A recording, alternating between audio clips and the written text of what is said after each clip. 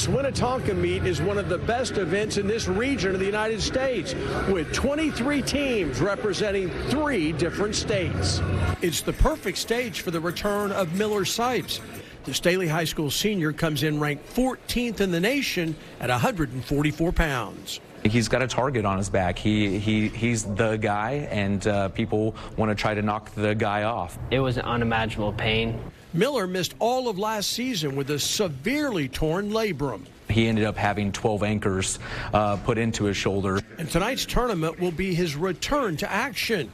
He says he can't wait. Taking that year off has made me appreciate a lot of things and made me work even harder in the practice room. His coach feels like he understands what makes Miller tick.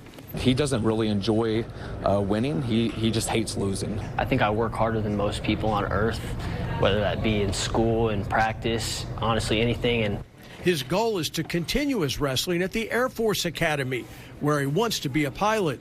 But he's got some business to attend to first, because after finishing 3rd at state as a freshman and 2nd as a sophomore, this senior wants to wrap up his high school career with a championship. I want to make the most of my opportunities, and realizing it's my last year to be able to do something like this really makes me want to cherish these moments. In Kansas City, Neil Jones, KCTV 5 Sports.